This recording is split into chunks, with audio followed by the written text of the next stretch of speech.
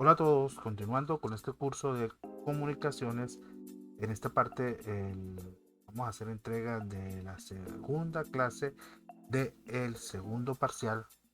Vamos a continuar hablando sobre cómo codificar las muestras. Ya vimos que las podemos codificar por amplitud de pulso. Ahora vamos a ver que hay otras formas como a través del ancho de pulso o la posición de pulso. También vamos a ver el estándar PCM para convertir señales analógicas a digitales. Y para ello, pues también tendremos que estudiar la señalización digital, es decir, cómo representar matemáticamente señales digitales.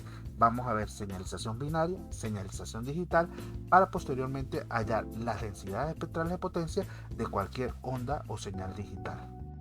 Eso es lo que tenemos previsto para esta entrega. En una posterior continuaremos entonces con los códigos de línea. Sin más que agregar, comencemos. Otras formas de codificar las muestras de una señal a través de lo que llamamos la modulación por tiempo de pulsos, que puede haber dos tipos: una modulación por ancho de pulso, PWG de sus siglas en inglés, y modulación por posición de pulso. En la modulación por ancho de pulso, la información de la muestra, es decir, el valor de cada una de las muestras, se codifica en el ancho que va a tener un determinado pulso. ¿Sí? Aquí, por ejemplo, podemos ver eh, la codificación de esta señal analógica. ¿Sí? Aquí tenemos un valor de la muestra, el pulso tiene un determinado ancho. Y a medida que cambia la magnitud de la muestra, el ancho de pulso va cambiando. Es decir, la información de la muestra no va contenida en la modulación por amplitud de pulso, por lo alto, sino ahora es por lo ancho que tenga el pulso. ¿Sí? Y otra forma es la modulación por posición de pulso, en la cual la posición en el intervalo de 0 a t sub b, que es de 0 a t sub s, que es el tiempo de muestra, la posición de un pulso estrecho va a ir cambiando en función de la magnitud de la muestra. Esas son dos formas adicionales de codificar las muestras de una señal. En este caso, nosotros no vamos a profundizar mucho, pero sí me interesa que conozcamos que existen otras formas de modulación de muestras analógicas, ¿sí? Para representarlas ya sea por la amplitud de un pulso, por el ancho de un pulso o por la posición de un pulso. En este diagrama podemos ver cómo se consigue cada una de esos dos tipos de modulación. Aquí tenemos una señal analógica y este primer bloque me dice que la muestreo de forma pan, es decir, que la voy a modular por amplitud de pulso. Este primer bloque lo que hace es eso, con ese bloque, como lo tiene que hacer cada ese segundo, la muestra está sincronizado a través de un reloj. Pero ese reloj también va a un generador de funciones que cada vez que se activa ese reloj que me toma la muestra, inmediatamente se genera una función triangular y la voy a sumar. Y esa suma después la voy a comparar con un valor referencial. Inmediatamente esa me va a generar la modulación por ancho de pulso. Vamos a ver gráficamente qué es lo que sucede. Aquí, en esta primera gráfica, aquí tengo la señal pan generada, la modulación pan, que sería esta que voy a obtener aquí en este punto. Observen que aquí la codificación o la información va en la amplitud del pulso, como habíamos aprendido, ¿verdad? Pero también tenemos esta señal que se genera inmediatamente cuando se genera cada muestra, que es esta señal de tipo diente de sierra o triangular, ¿sí? ¿Qué va a pasar?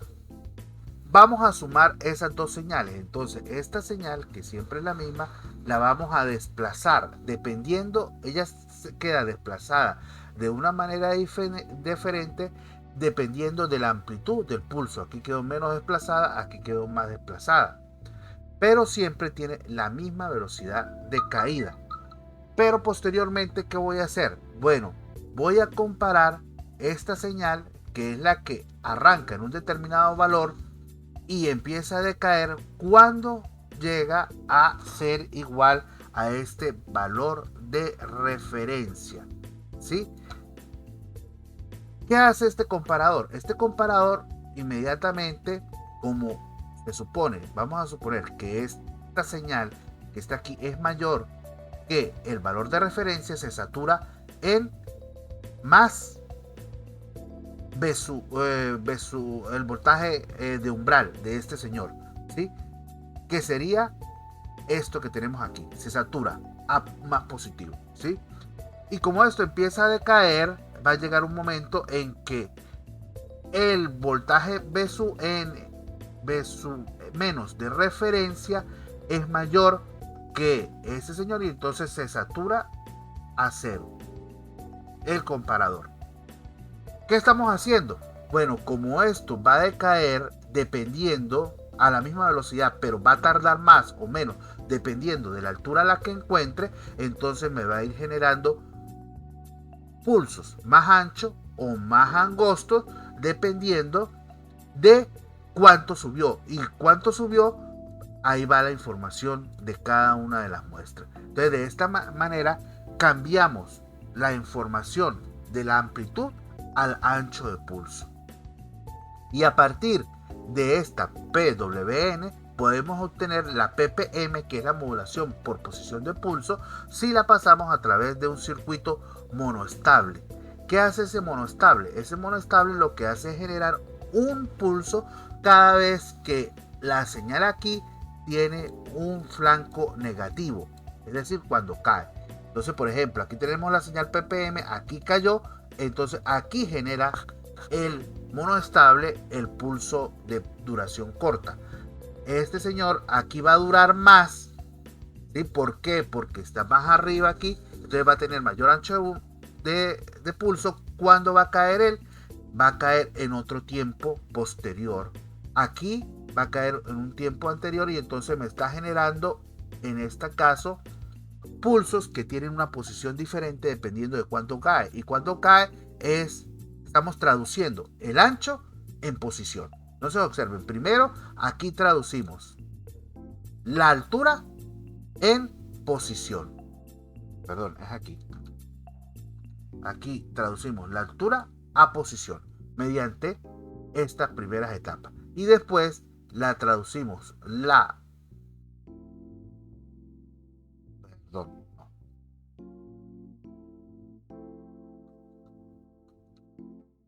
Observen, aquí primero traducimos la altura en anchura de pulso. Y en esta, después traducimos anchura en posición de pulso. Estas son otras formas de generar la traducción de las amplitudes de las muestras o las magnitudes de la muestra en amplitudes de pulsos, en anchos de pulsos o en posición de pulsos.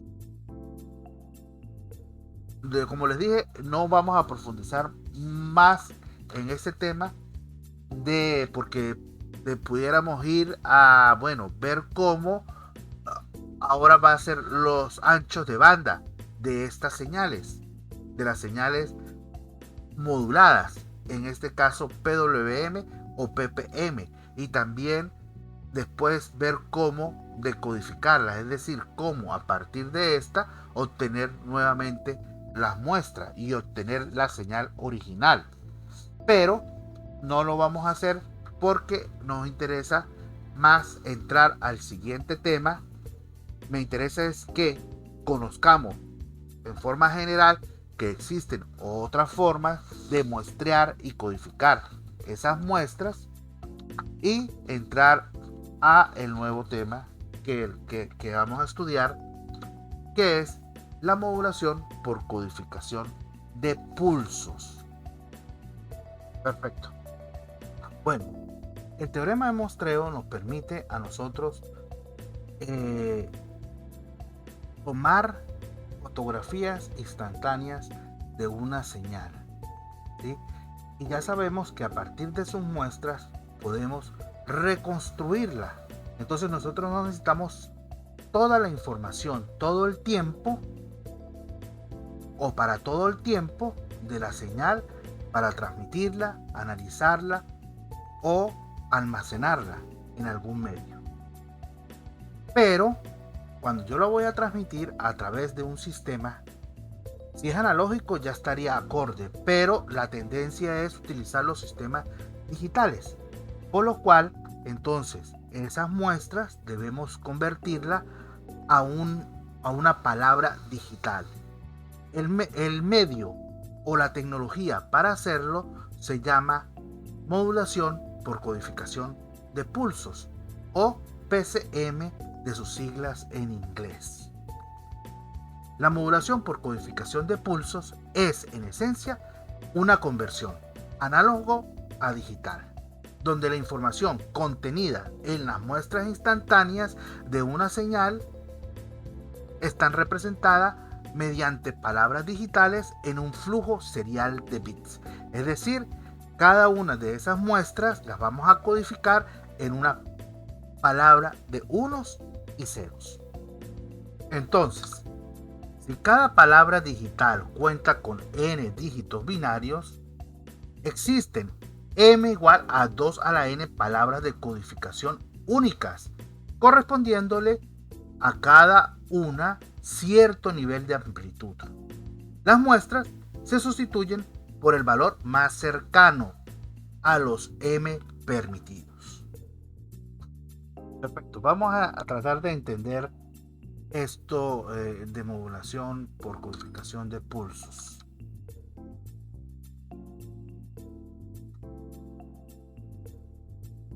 Vamos a colocar aquí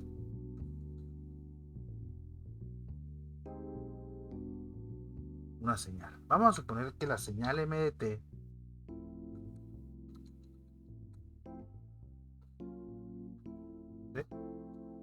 va de menos 8 hasta 8. Vamos a suponer que la señal es algo así. La señal analógica de entrada. Vamos a utilizar 3 bits para representar esa señal.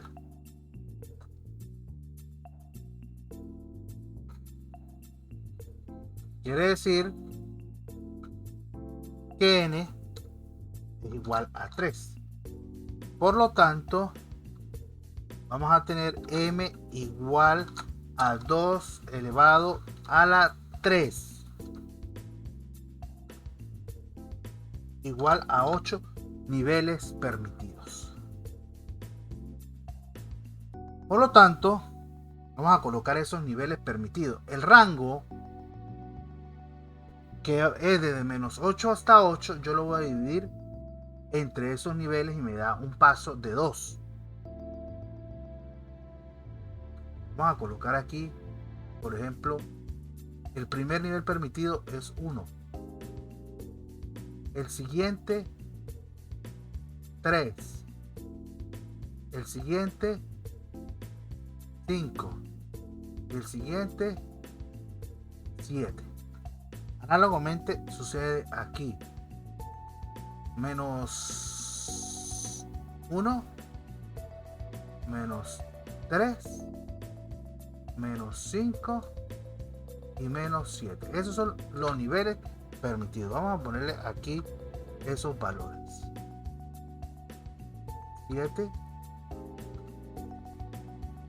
5, 3, 1. Aquí tendríamos menos 1. Correcto. Vamos a suponer que entonces yo muestreo esta señal. Vamos a poner que esta es mi primera muestra por aquí. La segunda muestra sería esta. La tercera esta.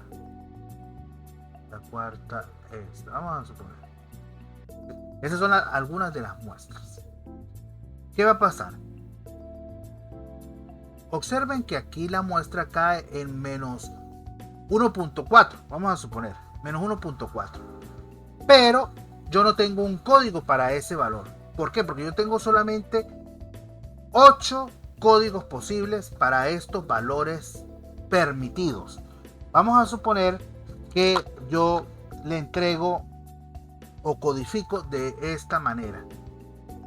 Este 1 corresponde al 100. Vamos a hacerlo más pequeño aquí.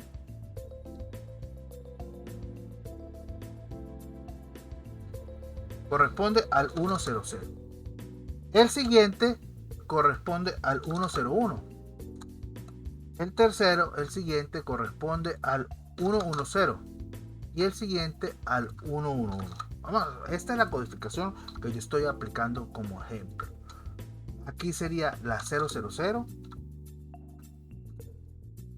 Aquí sería la 001. Aquí sería el código 010. Y aquí el código 011. Correcto. Entonces, como yo tengo solamente 8 posibles códigos, entonces a cada uno de esos códigos le asigno uno de los valores permitidos. Por ejemplo, 011 es menos 7. 001 es menos 3. 000 es 1. Observen que también aquí estamos utilizando, yo puedo utilizar cualquier combinación, pero esta me sirve, por ejemplo, donde estoy utilizando aquí el signo, el bit más significativo para signo. Entonces el 1 significaría que es positivo, el 0 significa que es negativo y después los otros valores que tengo, ¿sí? Entonces vamos a ver. En este caso, esto corresponde a menos 1.2, vamos a suponer. Pero yo no tengo un código para ese. Pero entonces lo aproximo a uno de los valores permitidos más cercanos. En este caso sería menos 1. Entonces yo lo que voy a transmitir es 000, que corresponde a menos 1. El menos 1.2 se perdió. Se perdió por aproximación. Aquí tengo 1.3, ese 1.3 lo aproximo a 1. Este 3.2 lo aproximo a 3. Este 6 lo aproximo a 5. ¿Sí? Vamos a suponer. Y así sucesivamente. Entonces, de esa manera nosotros asignamos valores permitidos, los M valores permitidos a cada uno de los códigos.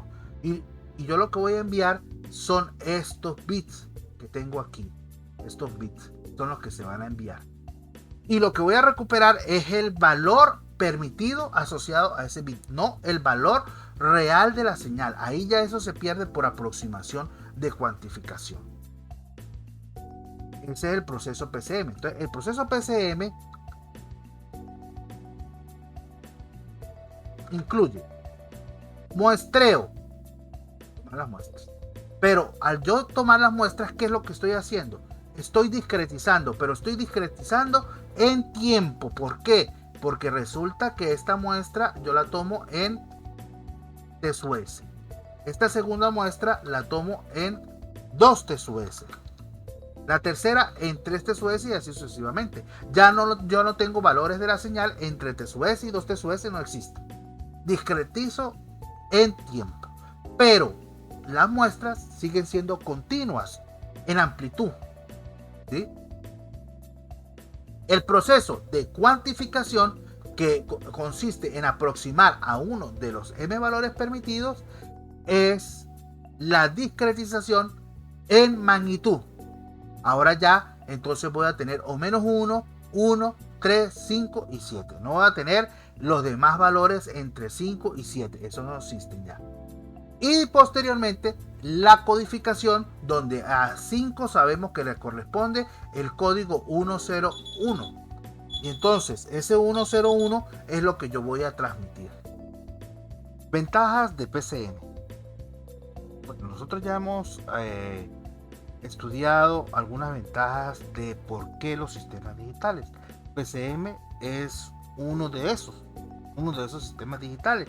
Obviamente sus ventajas están relacionadas con las ventajas de todos los sistemas digitales.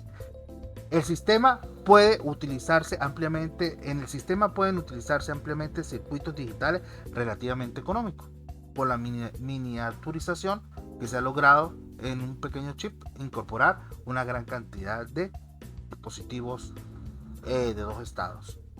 Puede aplicarse a todos los distintos tipos de fuentes analógicas, audio, video, etc.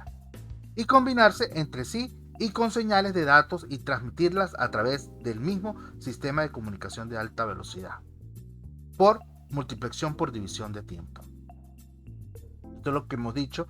Una de las grandes ventajas de incorporar los sistemas digitales es que son compatibles con cualquier tipo de fuente y puedo multiplexarlos para optimizar el canal de comunicación, en este caso por división de tiempo, que la veremos o profundizaremos en ella posteriormente. Puede regenerarse las señales limpiamente en repetidores para comunicaciones a larga distancia. Ya le hemos dicho también que los sistemas digitales incorporan regeneradores para llegar a larga distancia y que no acumulan ruido. El rendimiento de ruido de un sistema digital generalmente es superior de sus contrapartes analógicas. Mediante las técnicas de codificación apropiadas se puede reducir la probabilidad de error. También lo hemos dicho. Entonces, incorporando técnicas de redundancia y de corrección de errores y de codificación, yo puedo hacer los errores más pequeños y por lo tanto más eficientes mis sistemas de comunicaciones. Claro que sí, la desventaja principal es el ancho de banda, que es mucho más grande que el de sus correspondientes contrapartes analógicas. En esta gráfica vemos el circuito o el esquema PCM completo. En este caso, observen que la información MDT que tenemos aquí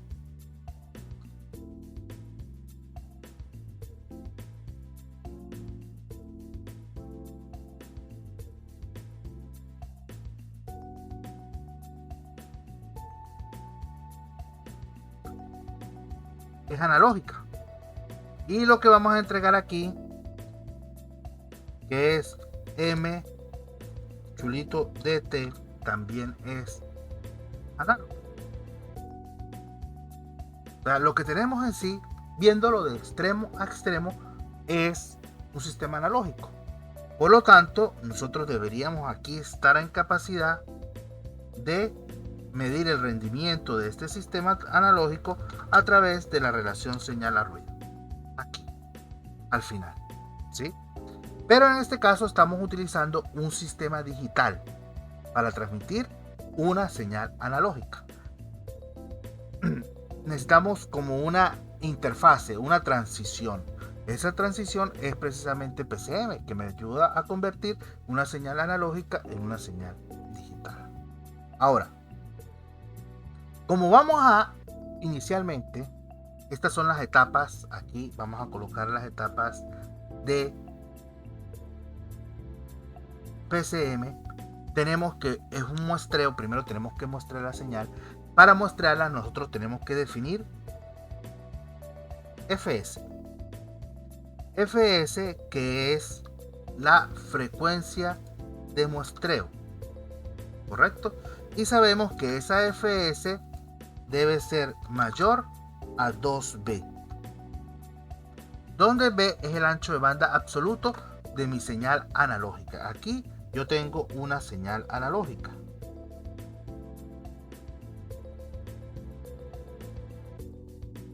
Y esa señal analógica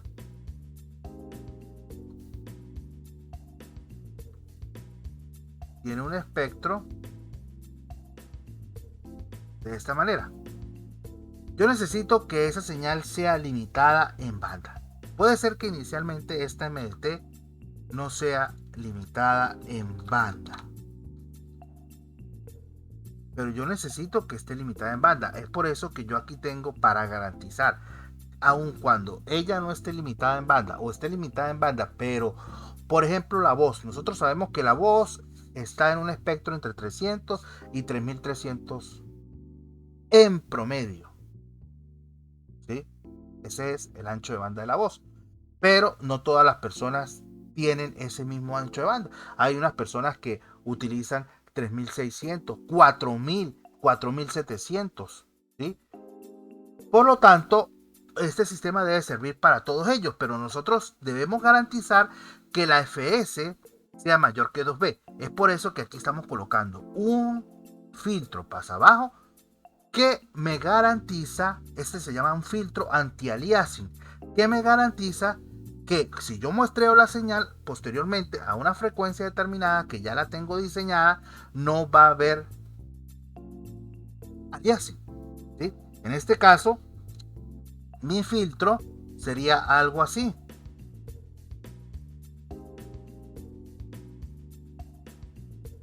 Ese filtro me garantiza que la señal venga y tenga ancho de banda de Bhz, ¿sí? Por eso que está este filtro aquí. Es un filtro, como dijimos, anti-aliasing. Entonces, mi frecuencia de muestreo tiene que ser mayor a 2B. ¿Para qué? Para garantizar que no haya aliasing. Desde aquí, de esa manera yo selecciono mi frecuencia de muestreo apropiada para no haya aliasing y recuperar las muestras. Recuperar la señal a partir de sus muestras, poder reconstruirla. Bueno, ¿qué hace este proceso de muestreo? Este proceso de muestreo, perdón, aquí tengo un error, vamos a corregirlo de una vez. Por favor, esto no es, esto es M de F.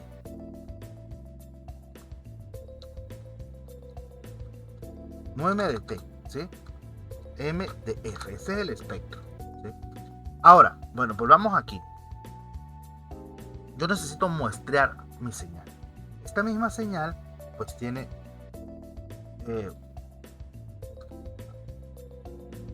su representación en el tiempo. Esta sí es M de T.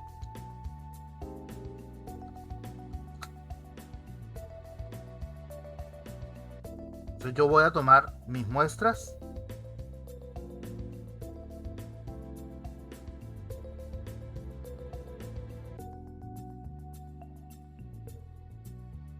cada de sus S segundos.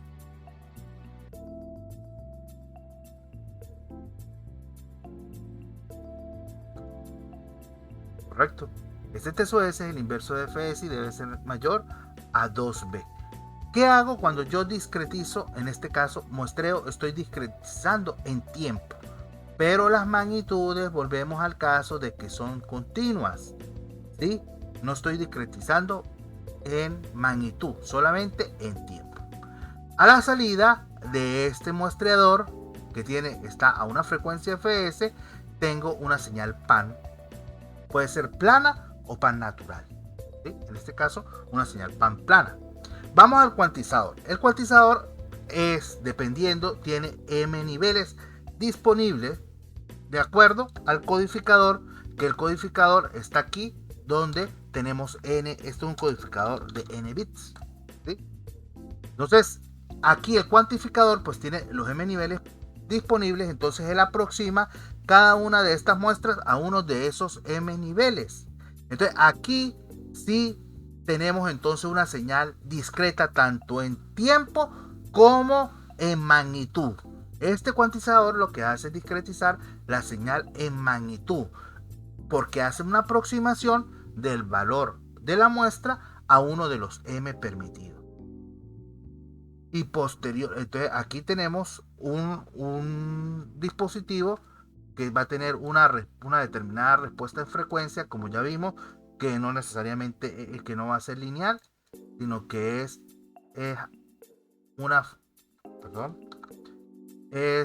lineal a trazos. ¿Correcto? No es lineal, no es un dispositivo lineal, sino no es lineal. Después tenemos el codificador, que es como la tabla donde a cada uno de esos niveles pues sacamos los bits, y aquí van a salir entonces 101, los bits asociados al nivel. Y aquí tendríamos entonces una señal no PAN, aquí tengo una señal PCM, vamos a ponerlo en rojo aquí. Tengo una señal PCM. Esa señal PCM, que son bits, pues van a venir aquí a través, por ejemplo, en este caso, el medio de comunicación es la línea telefónica, y tenemos regeneradores intermedios que hacen que, bueno, llegue a una determinada distancia, y aquí tengo mi señal PCM.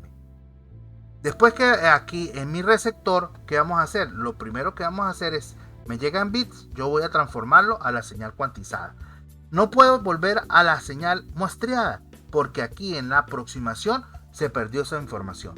Entonces yo puedo volver es a la señal cuantizada a través de mi decodificador, y aquí saco mi señal cuantizada. Y después, como ya aquí ya tengo una señal que son muestras, yo la puedo reconstruir a partir de las muestras, las señales, en este caso utilizando, por ejemplo, un filtro pasabajos, ¿sí? Un filtro de reconstrucción. Aquí tendría mi señal analógica, y este sería todo mi sistema PCM. Entonces, un sistema PCM incluye 3 etapas: muestreo, cuantización y codificación. Y después, bueno, se entrega al canal, se transmite, y resulta que el sistema es digital desde aquí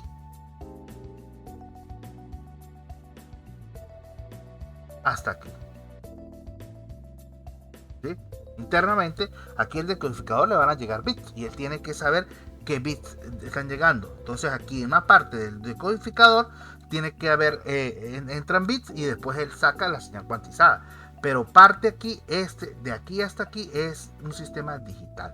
Entonces aquí ese sistema digital, su performance vendría dado por una probabilidad de error, o un bit error rate, una probabilidad de errores de bit, vendría aquí. Y este sería todo mi sistema. Entonces, de extremo a extremo, yo caracterizaría mi sistema a través de una relación señal a ruido. ¿Por qué? Porque el sistema es una señal analógica y yo estoy entregando una señal analógica. Es un sistema analógico, pero internamente yo estoy utilizando un sistema de comunicación digital. Entonces la eficiencia de ese sistema interno estaría dada por la probabilidad de error. Obviamente esta relación señal a ruido que aparece por aquí va a depender de esta probabilidad de error. ¿Y de qué otro error va a haber? Va a haber otro error aquí, que es el error de aproximación. Esta probabilidad de error se puede hacer muy pequeña, dependiendo de mi sistema de comunicación. Yo la puedo hacer muy pequeña. Pero hay un error que no podemos disminuir aquí, o que no podemos eliminar, que es el error de cuantización, el que se produce aquí por aproximación. Porque ya hemos visto que la única manera es aumentar los números n de bits. Pero al aumentar los bits, entonces la señal PCM va a tener mayor ancho de banda. Por lo tanto, estamos comprometiendo lo más necesario en el sistema de comunicación, que es el ancho de banda. Entonces a veces se equilibra calidad por ancho de banda, ¿sí? Entonces yo necesito de todas maneras aquí definir un número finito de bits, y esta probabilidad de error va a existir. Yo la puedo hacer lo más pequeña posible.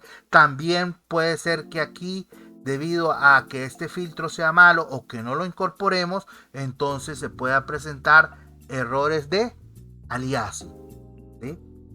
Y obviamente el error externo al sistema que puede entrar a través del canal, ¿sí? Pero bueno, esas son las etapas. Vamos a ir estudiando cada una de esas etapas que componen a mi sistema PCM. Ya hemos hablado bastante del muestreo. Vendríamos a hablar ahora del cuantizador y después del codificador. Pero el muestreo ya sabemos que qué condiciones se debe cumplir, que la señal sea limitada en banda, que la frecuencia de muestreo sea mayor a 2 veces el ancho de banda de la señal analógica, y entonces yo puedo tener un muestreo natural, un muestreo plano, y puedo recuperar mi señal a partir de esas muestras. Perfecto, vamos a ir con la cuantización y la codificación. ¿Qué dijimos que era el cuantizador? Observen, el cuantizador, esta es la relación voltaje de entrada, voltaje de salida de un cuantificador. En este caso, el cuantificador, observen que el voltaje de entrada, input voltage, va desde menos 8 hasta 8. Ese es el rango del voltaje de entrada. Ese sería mi delta B.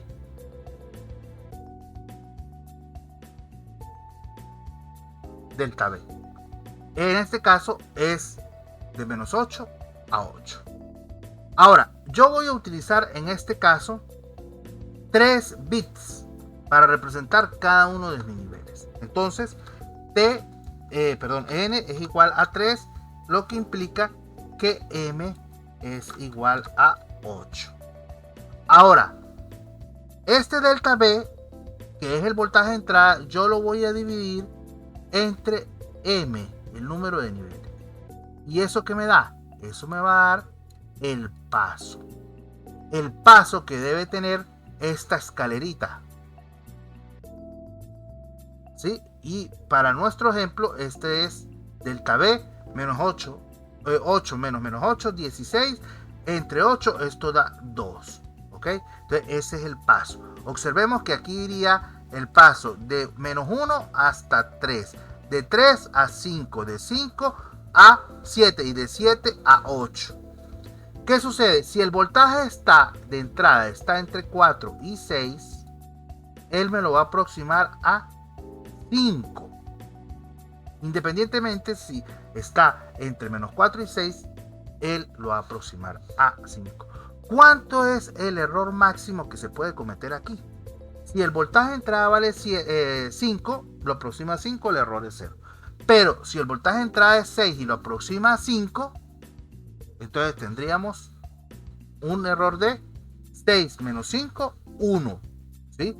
Y si es, por otro lado, 4 y lo aproximamos a 5, entonces tendríamos 4 menos 5 menos 1. Entonces aquí el error estaría entre menos 1 y 1. Ese error lo tenemos graficado aquí. Observemos. Donde aquí, para esta señal que está aquí, esa señal se convirtió en pan y después se cuantizó. Y el efecto de cuantizar produce este error. Observe que este error en este caso está entre menos 1 y 1. ¿Sí? El error máximo, el máximo error,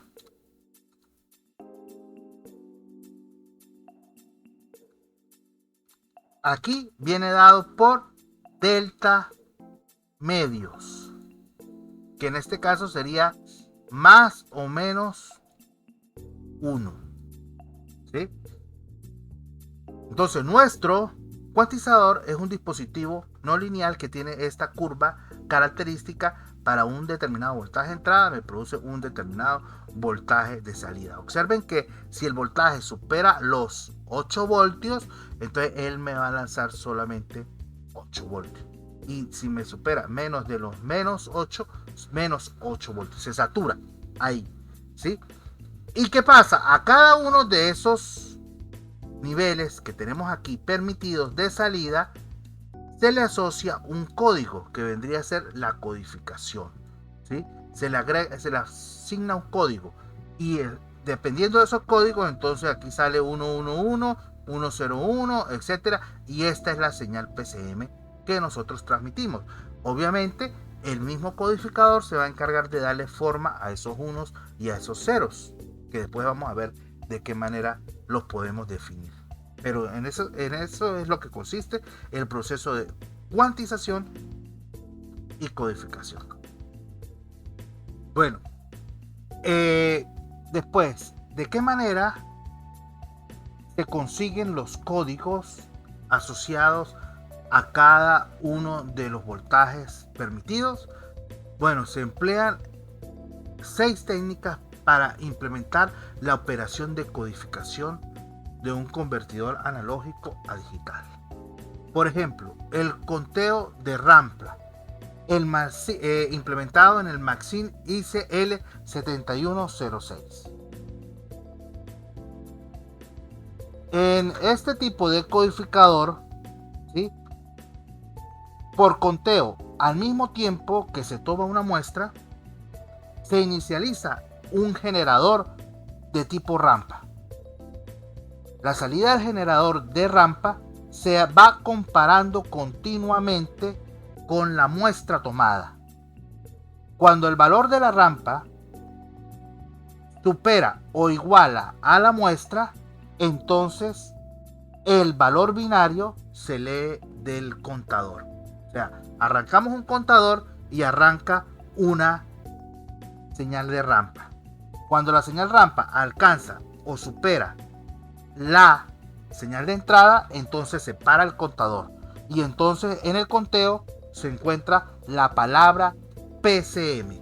Posteriormente se resetea ese contador y se resetea la lámpara para una nueva muestra y así sucesivamente, ¿sí? Esta técnica requiere de solo pocos componentes, pero la velocidad de este tipo de convertidor está a menudo limitada por el uso del contador, ¿sí?, que tenemos que ir subiendo gradualmente hasta conseguir el valor de la muestra. Requiere entonces mucho tiempo para detectar el valor de la muestra.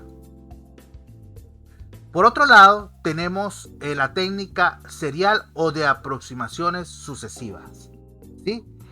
En este caso, la implementada por el AD7923 de Analog Device, ¿sí? El codificador serial entonces compara el valor de la muestra con valores cuantificados de prueba. Las pruebas sucesivas dependen de si las señales anteriores del comparador son positivas o negativas.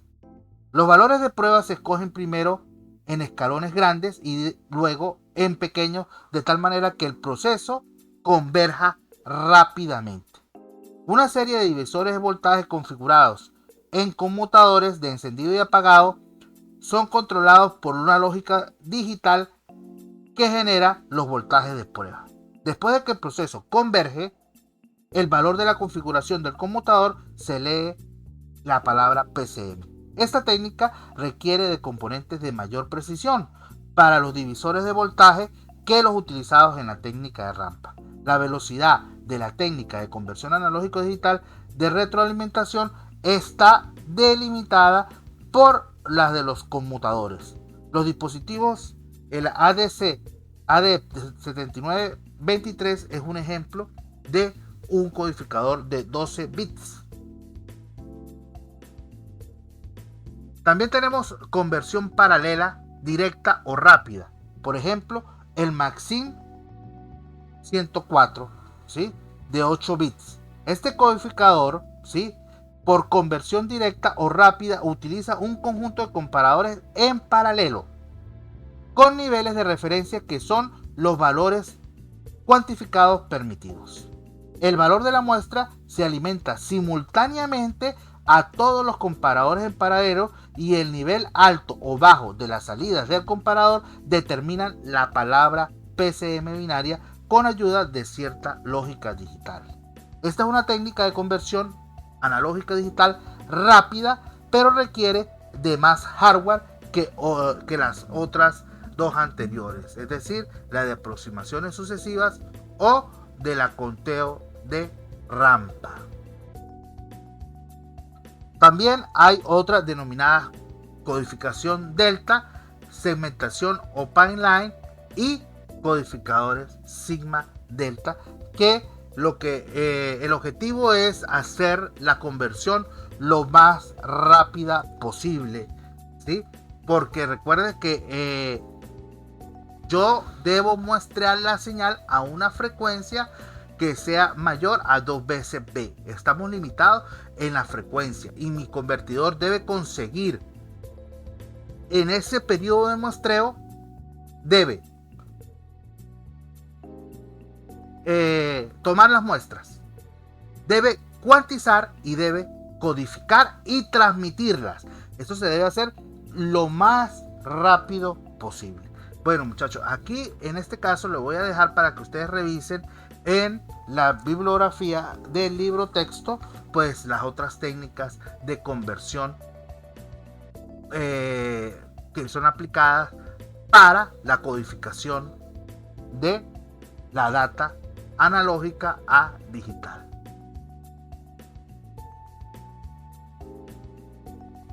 Ahora, los bits que salen del sistema PCM son unos y ceros. Sabemos que son unos y ceros. Pero ¿qué forma van a tener? Sabemos que son señales digitales, que llamamos digitales. Pero ¿qué forma van a tener esos bits? ¿Y qué características van a tener? Principalmente, ¿qué ancho de banda va a tener? Entonces, necesitamos resolver algunas preguntas respecto a la señalización digital. ¿Cómo se representa matemáticamente una forma de onda para una señal digital como la de un sistema PCM? ¿Y cómo se obtiene una estimación para el ancho de banda de estas formas de onda? Y no solamente estimación, sino cuál es el ancho de banda real. Bueno, pues les comento que nuevamente hacemos uso de lo que hemos ya estudiado bastante, que es representar una señal mediante una serie ortogonal, donde tengo un conjunto de señales ortogonales multiplicadas por unos coeficientes, y esos coeficientes me van a generar una determinada WT. Esos coeficientes multiplicados por las funciones ortogonales. Acuérdense que este es un conjunto de señales ortogonales, no puede ser una sola, sino un conjunto, y yo consigo W sub K es la proyección de WT en cada una de las dimensiones, es decir, en cada una de esas señales ortogonales que conforman ese conjunto. La forma de onda de voltaje o corriente para señales digitales pueden expresarse como una serie ortogonal con un número finito de términos, o sea, con un número finito de dimensiones. Esto es WT dado por esta sumatoria. Ahora, ¿quiénes son los W sub K en este caso? Pues vamos a darnos cuenta que los W sub K son prácticamente la data digital. Vamos a definir aquí, son unas definiciones que nos van a ayudar a entender un poco esto. Uno es la velocidad en baudios o velocidad de símbolos. Viene dada por n entre t sub 0, donde n es el número de dimensiones que yo voy a utilizar para representar la señal WT y t sub 0 es el tiempo total en el que ella se transmite o existe, ¿sí? Mientras que la velocidad en bits viene dada por R igual a N, el número de bits que yo utilizo para representar cada una de las señales digitales que puedo transmitir entre t sub 0, donde t sub 0 es el tiempo que dura la señal. Entonces, aquí yo tengo un conjunto de símbolos y tengo un conjunto de bits. ¿Por qué pasa esto? Porque resulta que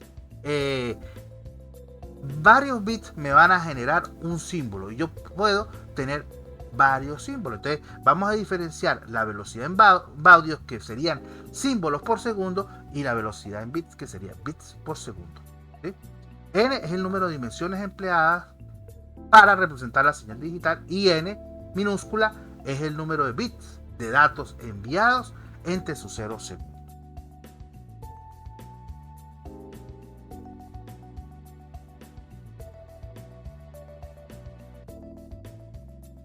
Ahora, ¿por qué tengo una velocidad en baudios y una velocidad en bits?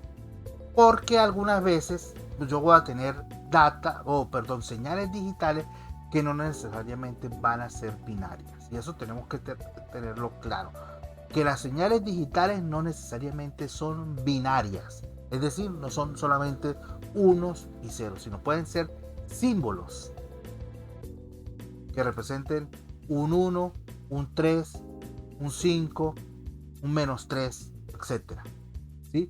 No necesariamente pueden ser unos y ceros.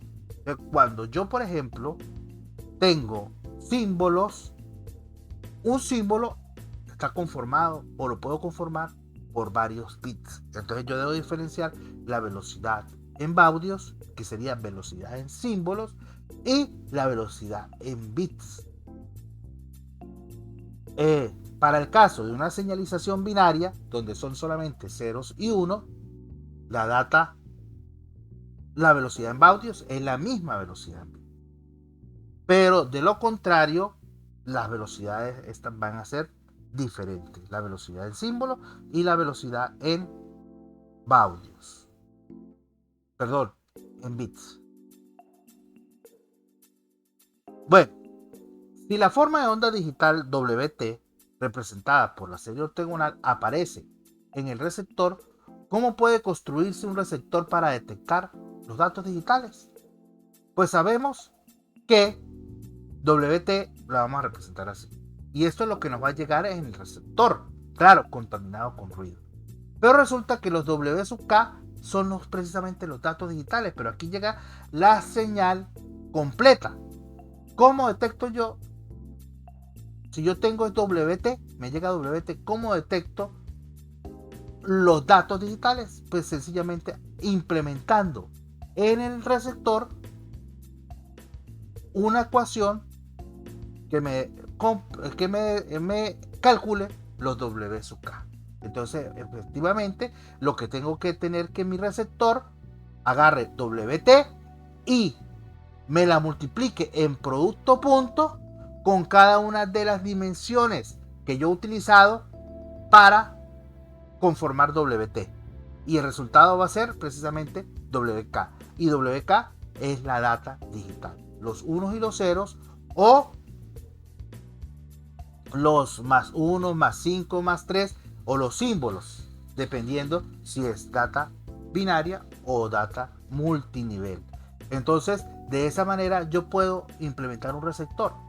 Para implementar el receptor, lo que tengo que implementar esta ecuación, que me calcule los coeficientes, porque los coeficientes son precisamente la data digital. Entonces a mí me llega WT, pero a partir de WT hallo los coeficientes en recepción y ahí yo tengo la data digital. Perfecto, ya sabemos que entonces una señal WT la podemos representar mediante una serie ortogonal. Pero ¿de dónde proviene eso? Eso proviene de lo que llamamos la representación vectorial, que ya lo hemos hablado. La representación de espacio de estado ortogonal corresponde al espacio ortogonal dado por W igual a la sumatoria de J igual 1 hasta N de W sub J por phi sub J, ¿sí? Donde K es igual a 1, 2, 3 hasta N. Y W es un vector de N dimensiones en el espacio vectorial euclidiano, y phi sub J es el conjunto ortogonal de vectores de N dimensiones, que serán unitarios cuando K sub J sean todos 1.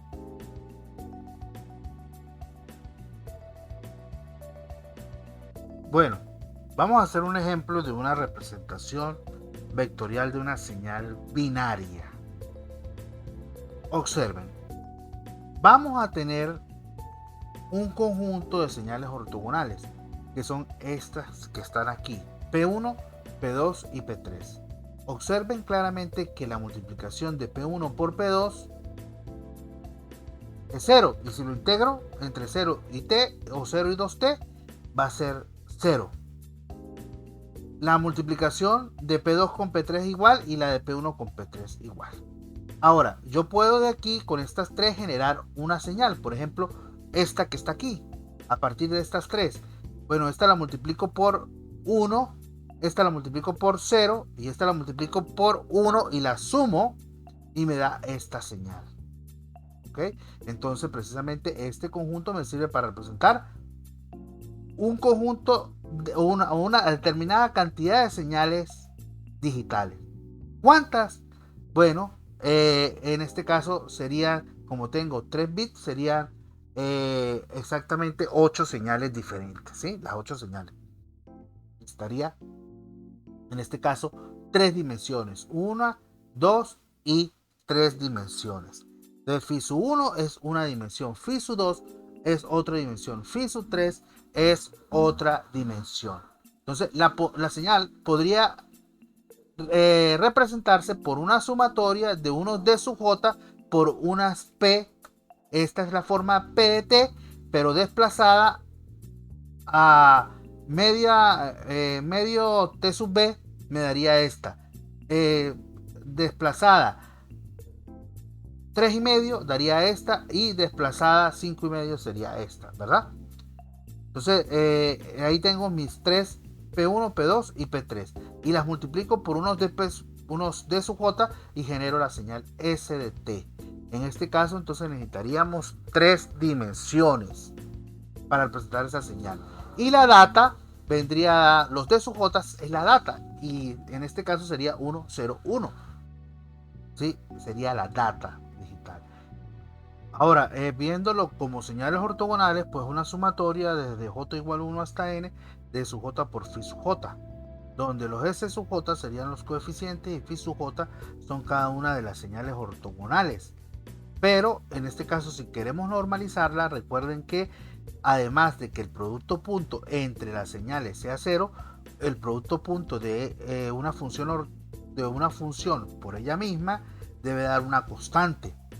En este caso, cuando yo hago el producto punto de P sub 1 por P sub 1, me va a dar 5 por 5, 25, integral de 25 entre 0 y t, eso me va a dar 25t. Por lo tanto, si yo quiero que el producto punto me dé 1 de ella por ella misma, entonces debería esta dividirla entre raíz de 25t. ¿Sí? Entonces los phi sub j sería los p sub j que tenemos entre raíz de 25t para multiplicarla por ella misma. Como el p sub j vale 5 al cuadrado, 25, ¿sí? Entre 25 me daría 1 sobre t. Y al integrar esto, 1 entre 1 y t me daría t sobre t, me daría 1. Entonces, de esa manera los haríamos ortonormales. ¿Sí? Sería funciones normalizadas. Entonces, si sustituyo este 5 aquí, pues me va a quedar que los phi sub j serían 1 sobre raíz de t. Para t mayores que j menos 1, t hasta jt. Y 0 en otro caso. Y ahí tendríamos nuestro sistema ortonormalizado. ¿Sí? Esa función, ese conjunto sería ortonormal. Ortonormal. Ok, ahora, ¿cuál sería el ancho de banda de esas señales digitales? Pues nosotros ya estamos en capacidad de calcular el ancho de banda real. Pero primero vamos a hacer una estimación utilizando el teorema de dimensionalidad. ¿Qué dice el teorema de dimensionalidad? Que el número de muestras o el número de dimensiones que se requieren para una señal almacenarla t sub 0 segundos es 2b por t sub 0. Eso ya lo vimos anteriormente. De aquí pudiéramos estimar b.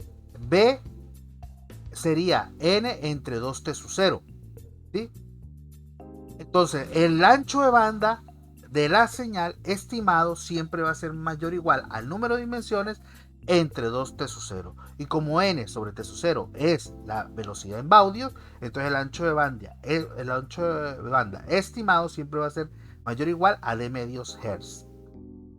Pero, ¿qué sucede? Este teorema de dimensionalidad se adquirió usando señales SAS. Este teorema fijó un límite mínimo para el ancho de banda, para el caso donde se utilizan funciones SAS para generar las señales, o sea, se utilizan las SAS ortogonales, pero en señales digitales no vamos a tener SAS. Normalmente tenemos señales rectangulares cuadradas. Entonces, el ancho de banda siempre va a ser mayor que este mínimo. Esto es como una estimación rápida del ancho de banda mínimo que va a tener la señal, pero va a ser el real, va a ser mayor que este, ¿sí? Pero si el conjunto ortogonal es otro tipo de forma, entonces el ancho de banda real será mayor. ¿Qué pasa con las señales binarias? Una forma de onda que representa una señal binaria puede describirse mediante una serie ortogonal donde los coeficientes de la serie ortogonal toman valores binarios.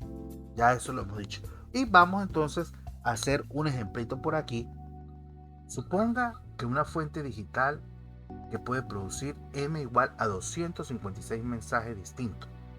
Cada mensaje puede representarse mediante palabras binarias de 8 bits, ya que m igual a 2 a la n igual a 2 a la 8 igual a 256. Suponga que se lleva un tiempo de su ser igual a 8 milisegundos para transmitir un mensaje particular que corresponde a la palabra 01001110. Vamos a tratar de construir esta señal binaria utilizando el concepto de representación de señales binarias o digitales utilizando formas ortogonales, ¿sí? Sabemos que entonces la señal WT la podemos representar como una sumatoria de señales ortogonales. Para el caso de señales digitales, los coeficientes vienen a ser precisamente la data digital, en este caso 0, 1, 0, 0, 0, 0. La primera parte que vamos a utilizar funciones ortogonales, pero con forma de pulso rectangular, es decir, en forma de rex, para generar la señal binaria. Vamos a ayudarnos con MATLAB en este caso. ¿Sí? Vamos primero a definir nuestra función f de t, que es la forma que van a tener las señales ortogonales, ¿sí? En este caso, nuestras f de t van a ser de tipo pulso rectangular. Vamos a utilizar el rectangular pulse, que es una función que me genera un pulso rectangular simbólico, ¿sí? Como no le colocamos aquí inicio y final, él lo va a hacer entre menos un medio y un medio, o sea, lo va a hacer de duración 1. Y como en este caso, pues nosotros estamos suponiendo de que la señal es de 8 milisegundos, entonces cada bit, tenemos 8 bits, entonces vamos a ocupar un milisegundo en cada bit, ¿sí? Correcto. Ahora vamos a generar la señal WT. La señal WT va a ser igual a. Entonces vamos a generarla con esta forma de los pulsos, pero este pulso está centrado en 0. Y yo quiero que quede centrado en un medio. Y a partir de ahí se generen los pulsos. Porque yo quiero algo así. Observen. Yo quiero generar mi señal a partir de aquí, de 0. Si utilizo este pulso está centrado es alrededor de 0, no alrededor de 0,5. O sea, empezaría antes de 0. Por lo tanto, entonces, haciéndolo de esa manera, mi WT entonces sería igual a. Como WT es la sumatoria de señales ortogonales multiplicadas por unos coeficientes, los coeficientes van a ser la data digital. Entonces sería la primera, que es 0, por la primera señal rectangular, que es f de t menos un medio. La voy a desplazar un medio para que quede a partir de 0. Más la segunda, que sería 1 por f de t menos 3 medios. sería la segunda señal ortogonal, pero multiplicada por la data digital, más, después vendrían dos ceros, vamos a copiar aquí para hacerlo más rápido, vendría 0 por 5 medios, FDT menos 5 medios, más 0 por FDT 7 medios, ¿sí?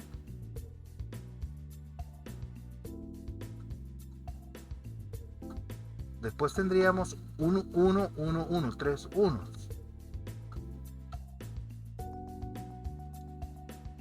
Esta estaría en 9 medios, más otro 1, 11 medios, y vendría, vamos a ver, 1, 2, 3, 4, 5, 6, vendría este 7,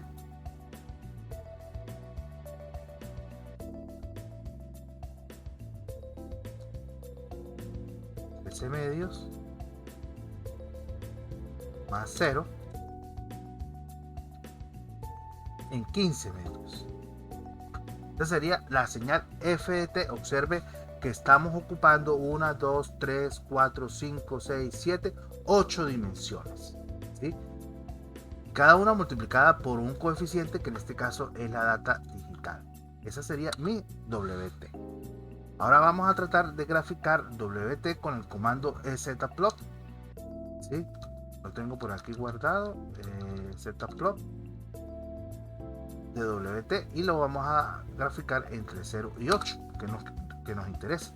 Y observe que precisamente aquí ya tenemos la señal digital en función de señales ortogonales. La primera de 0 a 1, el primer bit, el segundo bit, el tercero, cuarto, quinto, sexto, séptimo y octavo. Observen que si esta señal me llega a mí en el receptor, entonces yo la muestreo para saber entre 0 y 1, entre un tiempo de 0 y 1, siempre va a valer 0. Entonces eso me va a decir, bueno, los valores de la muestra me va a ayudar a predecir qué me está llegando. En este caso, entre 1 y 2, si yo muestreo, aquí me está llegando 1, 1, 1, 1, 0, 0, 0. Y entonces a partir de ello puedo obtener el valor de la señal, ¿sí? Ahora, tendríamos entonces aquí los datos, ¿sí? En función de funciones ortogonales, entonces las FIDT están dadas por pulsos rectangulares de amplitud unitaria, ya que tienen un ancho t sub b igual a t sub 0 entre 8 igual a 1 milisegundo. Usando MATLAB, pues obtenemos esta señal, que es la que precisamente graficamos allá. Si en el eje de las X tenemos t milisegundos, ahí tenemos la señal WT. Ahora el muestreo dentro de cada intervalo entre 0 y 1, ¿sí? Nos da, si yo muestreo aquí, me da que es 0, si yo muestreo aquí, me da que es 1, si yo muestreo aquí, me da 0. Entonces yo puedo, en resección, ¿sí?, tomar muestras de mi señal. Por ejemplo, lo puedo hacer en la mitad del bit, o antes del bit, antes que termine, o al final, y siempre voy a obtener el mismo valor. En este caso, entonces vamos a suponer que en la mitad, pero lo puedo hacer en cualquier punto. Aquí también lo tengo que hacer en la mitad, hago el muestreo y detecto que si me está llegando un 1, un 0. Claro, esta señal no me va a llegar igual, me va a llegar contaminada con ruido, pero si el ruido es pequeño, va a estar muy cercano a 0, aquí muy cercano a 1. Y así sucesivamente puedo obtener la data digital en resección, muestreando y después tomando las decisiones correspondientes. ¿Qué velocidad en bits tenemos? Bueno, la velocidad en bits es el número de bits entre t sub 0. Tenemos 8 bits en 8 milisegundos, eso corresponde a 1 kilobits. La velocidad en baudio, ¿cuántas dimensiones utilizamos? Necesitamos, en este caso, 8 señales ortogonales, como lo hicimos en MATLAB. Y durante un tiempo de 8 milisegundos nos da también 1 kilobaudios. Como es una señal binaria, en el caso de las señales binarias, la velocidad en bit y la velocidad en baud es exactamente igual. Ahora, ¿cuál sería el ancho de banda de esta señal? Bueno, no tenemos hasta ahorita, la estamos representando. Estamos buscando la manera de representarla matemáticamente. Ya la representamos como una serie, ya vimos que es factible. Pero ahora, ¿cuál es el ancho de banda de esta señal? Pues todavía no lo hemos determinado. Vamos ahorita, posteriormente, a encontrar la representación en frecuencia de una señal digital, ya conociendo cómo se representa matemáticamente. Pero nosotros ya vimos la estimación del ancho de banda mediante el teorema de dimensionalidad, que me dice que el ancho de banda estimado de una señal viene a ser mayor o igual a el número de dimensiones entre 2t sub 0. En este caso, vamos a colocarlo aquí. El ancho de banda va a ser mayor o igual a n entre 2t sub 0.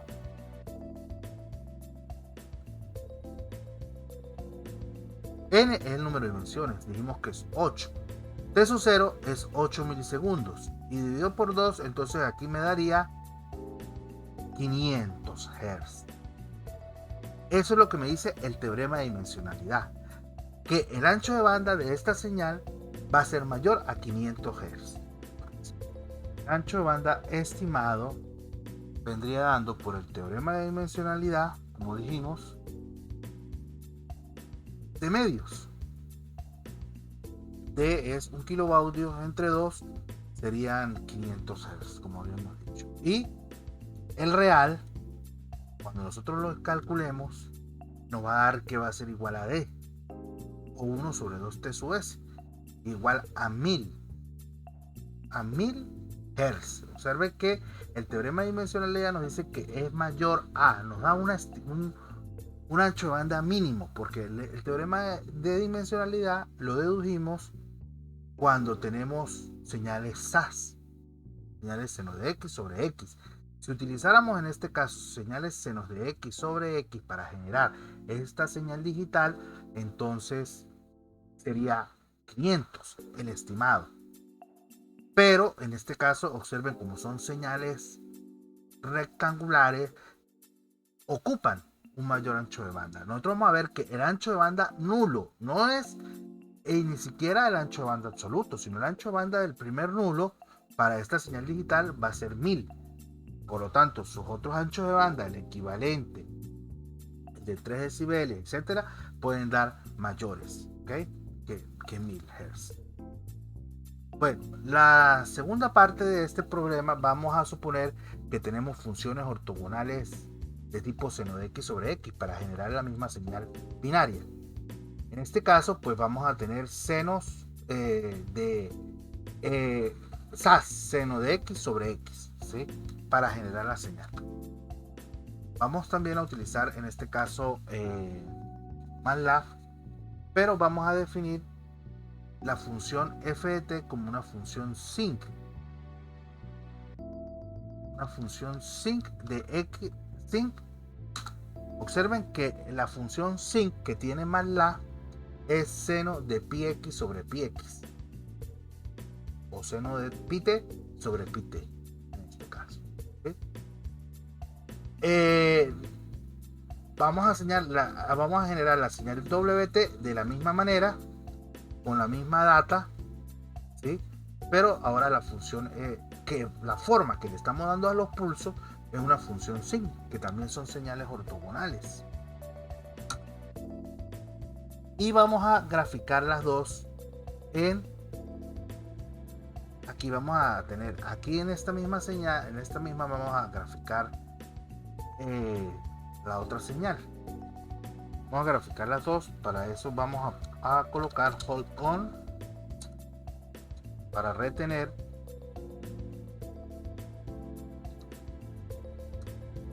Y aquí estamos graficando las dos señales. De todas maneras, vamos a tratar de cambiar el color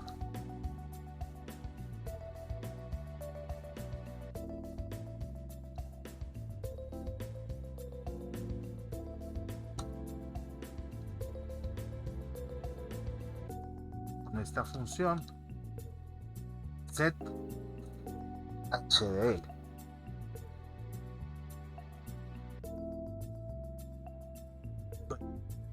Aquí tenemos, observen que este es el caso de la función SA.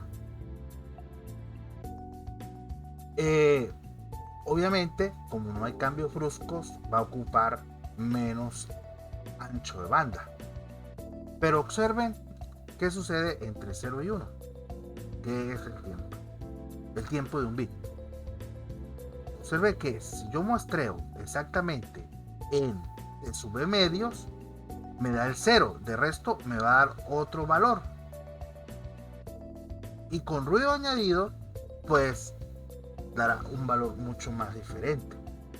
En este caso, se recomienda tomar la muestra precisamente en T sub b medios, mientras que en el otro caso podía ser en cualquier, el caso de la señal rectangular podía ser en cualquier punto entre 0 y T sub b, porque siempre da 0.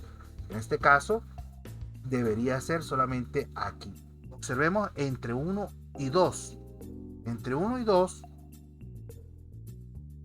aquí en 0,5 es donde ella me va a dar el valor de 1.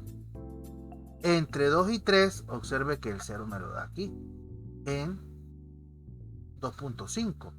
Entre 3 y 4 es precisamente en 3.5. Entonces yo debería estar muestreando en la mitad de T sub b. Sí, por eso es que también decimos que en las señales digitales tiene que haber un sincronismo. Ese sincronismo me va a decir cuándo empieza un bit y cuándo termina un bit, para yo saber en qué momento debo muestrear.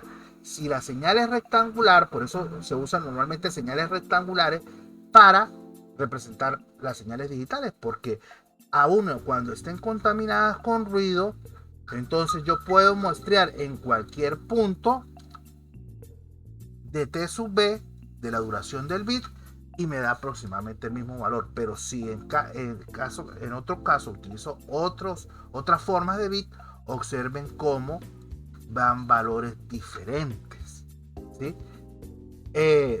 Claro, aquí hay un compromiso entre el ancho de banda y la dificultad que yo tenga después para detectar esas señales, ¿sí? Continuando con la presentación, entonces aquí tendríamos la forma de onda cuando utilizamos SA, y aquí cuando tenemos los rec. Observemos que aquí es en la mitad del símbolo donde yo debo muestrear, en el medio del tiempo de símbolo, para obtener o recuperar los datos en el receptor, ¿sí? En este caso, pues la velocidad igual sigue siendo en bits, 1 kilobit. En baudios también sigue siendo 1 kilobaudio, porque necesitaríamos 8 dimensiones, 8 SAS desplazadas cada T sub b segundos para obtener el conjunto ortogonal y a partir de él la señal WT. El ancho de banda absoluto, si nosotros hallamos, como estos son puros SAT y los llevamos al dominio de la frecuencia, nos van a dar RECs. Y esos REC van a tener diferentes fases, pero la magnitud va a ser un REC de 500 Hz. Va a ver, aquí hay un ancho de banda absoluto de 500 Hz. Esta señora no ocupa más que ese ancho de banda. Señalización multinivel. Nosotros también podemos tener señales digitales no solamente binarias, sino de múltiples niveles. Cuando los WK tienen L mayor que 2 valores posibles, entonces la forma de onda resultante se conoce como una señal multinivel. Vamos entonces a aplicar esto en un ejercicio de una señal multinivel con L igual a 4 niveles posibles.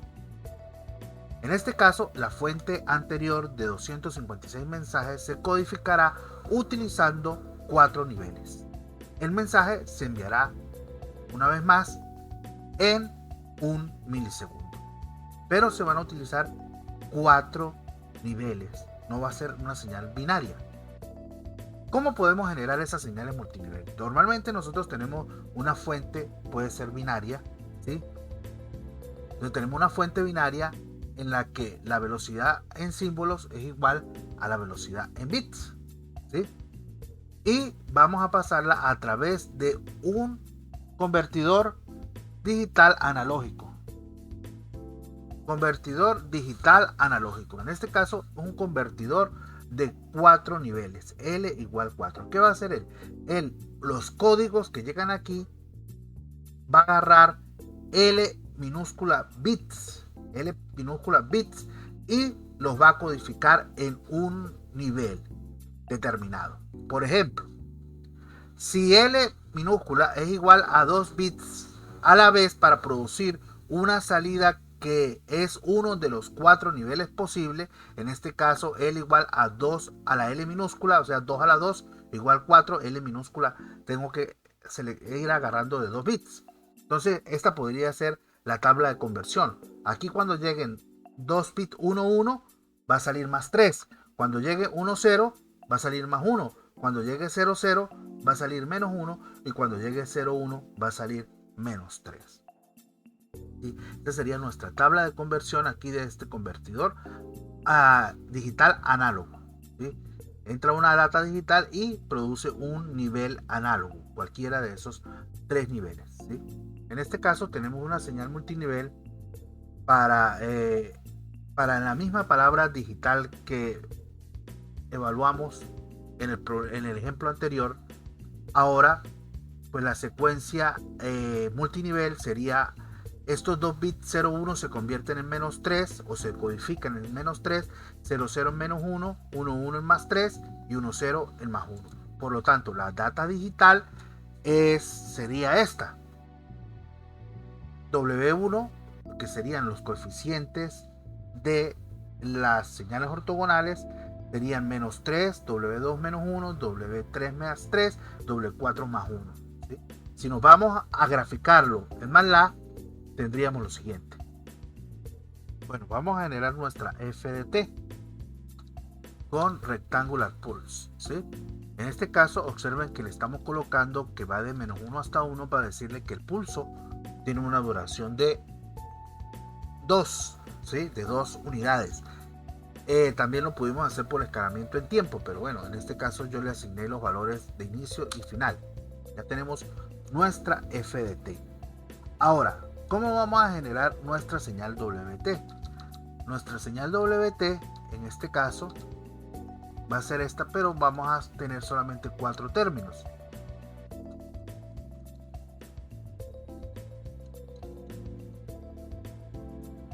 ¿Sí? Y los datos, ¿quiénes serían? Entonces, el primer dato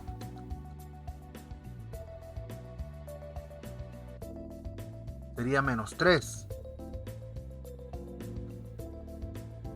Y ahora está desplazada, la queremos desplazada una unidad, no media unidad, sino una unidad, porque como ahora tiene duración 2, está entre menos 1 y 1 para que quede a partir de 0. ¿Sí? El siguiente dato es menos 1, menos 1 y estaría desplazado a 3. La función inicial en 3, que sería la ortogonal. Aquí más 3 estaría en menos 5 y más 1 estaría en menos 7. Vamos a graficar. ¿Qué pasó aquí? Me esperaba, aquí hay dos. Me comí algo. El tercer dato es más 3. Correcto. Ahora sí vamos a graficar con zplot la función w 0 a 8 y observen. Entonces aquí ya tenemos múltiples niveles. Aquí tenemos nuestro nivel 0, 0. ¿Sí? Y entonces entre 0 y 2 tenemos menos 3. Entre 2 y 4 tenemos menos 1. y sucesivamente. Esta sería la señal multinivel. Pues este fue el mismo resultado que obtuvimos allá. Observen aquí que tenemos un tiempo de símbolo, que en este caso viene a ser 2 milisegundos, y el tiempo de bit sigue siendo 1 milisegundo, ¿sí? Por lo tanto, la velocidad en bits sería el número de bits que se están transmitiendo en estos 8 segundos, son los mismos 8 bits, estos 8 bits, solamente que están codificados. Entonces sería 8 entre 8 milisegundos, sería 1 kilobit. Otra forma sería evaluarlo como el número de bits que integran cada símbolo entre la duración del símbolo. Aquí sería 2 bits por símbolo entre T sub S, que es el tiempo de símbolo, que sería 2 milisegundos, exactamente 1 kilobit por segundo. La velocidad, en este caso, para esta señal, el ancho de banda nulo, vamos a ver posteriormente que viene a ser D igual a 500 Hz. Recuerden que en la anterior, el ancho de banda nulo nos estaba dando 1000. Entonces, cuando nosotros empleamos señalización multinivel, como hay menos cambios, menos transiciones, porque ahora aquí debería haber una transición de un bit y aquí otra, ahora son menos, entonces el ancho de banda será menor. Por eso es que también se utiliza los multinivel, porque puede ser que obviamente se complique un poco más el receptor, porque ahora no vamos a tener que detectar unos y ceros solamente, sino menos 3, menos 1, más 3 y más 1, tenemos que detectarlos. Pero tenemos la ventaja de que el ancho de banda disminuye dependiendo de cuántos bits estemos integrando en cada símbolo. La velocidad en baudios para esta señal vendría dada por el número de dimensiones que utilizamos, que sería 1, 2, 3, 4 dimensiones, entre el tiempo de 8 milisegundos correspondería a 0,5 kilobaudios por segundo, o el inverso del T sub S, que sería igual a 0,5. Ahora vamos a graficarla para el caso de que utilicemos señales SAS, ¿sí? No señales REC. Vamos entonces a MATLAB. Empleando señales SA, entonces la f de t pasa a ser una sync. Pero en este caso, como queremos una sync que su primer lóbulo esté entre menos 1 y 1, entonces vamos a escalarla aquí, vamos a aplicarle un escalamiento en tiempo, y observen que entonces vendría a ser igual al seno de pi t medio sobre pi t medio, ¿sí? Y vamos a utilizarla nuevamente para generar nuestra señal WT, que vendría a ser esta, la señal WT con la misma data, solamente que ahora la forma de los signos cambia, la forma de los bits, de los símbolos, perdón. Y si ahora graficamos la función, vamos a retener la otra para que me grafique las dos, ¿sí?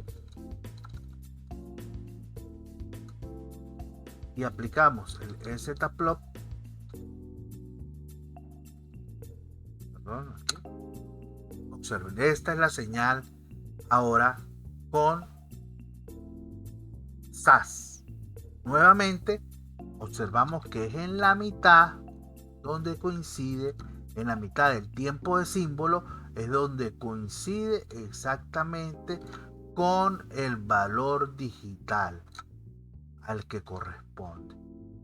Por lo tanto, en el caso de señalización con forma de SA, yo tendría que hacer obligatoriamente los muestreos en T sub D o T tiempo de símbolo, T sub S, entre 2. Perfecto. Corroborando, me queda una señal como esta, la que acabamos de obtener. verificando que debería tomar las muestras exactamente en la mitad del tiempo de símbolo para poder detectar con mayor precisión, ¿sí? Mientras que aquí puede haber error en el sincronismo un poco. Yo puedo igual tomar el tiempo en la mitad del símbolo, pero si hay error, pues voy a tomar más o menos los mismos datos. En cambio aquí la misma señal está variando. Además, si tiene ruido, pues van a ser mayores variaciones. Entonces observe que aquí en este caso para esta señal, pues el ancho de banda absoluto, ¿sí?, es de 250 Hz, la mitad que obtuvimos en la señalización binaria. Recordar también aquí que la relación entre la velocidad en bits y la velocidad en baudios está determinada por el número de bits que vamos a integrar en cada símbolo. Entonces en este caso sería R igual a L minúscula por D, donde L minúscula es el número de bits que integran cada uno de los L niveles. Bueno, vamos a realizar otro ejemplo. En este caso vamos a determinar la densidad espectral de potencia de las señales digitales. Como ya tenemos la forma de cómo representar matemáticamente las señales digitales por medio de series de señales ortogonales, ya tenemos MDT. Podemos entonces determinar la densidad espectral de potencia. Dada una señal digital con datos aleatorios, se puede representar como x de t es igual, en este caso tenemos una señal infinita, desde n igual menos infinito hasta más infinito de los a sub n por f de t menos n de su s, donde f de t es la forma que van a tener los pulsos. Esos pulsos pueden tener distintas formas. Por lo general, se pueden ser cuadrados, pero no necesariamente, ¿sí? Y T sub S es el tiempo de símbolo, que si estamos hablando de binario sería tiempo de bits. Si estamos hablando de de señalización multinivel, sería T sub S, ¿sí? Estos a sub n son la data digital. Y la data pueden ser ceros o unos si estamos hablando de binarios. Pero si estamos hablando de señalización multinivel, pueden ser otros niveles. Pero en este caso vamos a suponer que esta data es aleatoria. No sabemos qué datos vamos a tener en un determinado instante.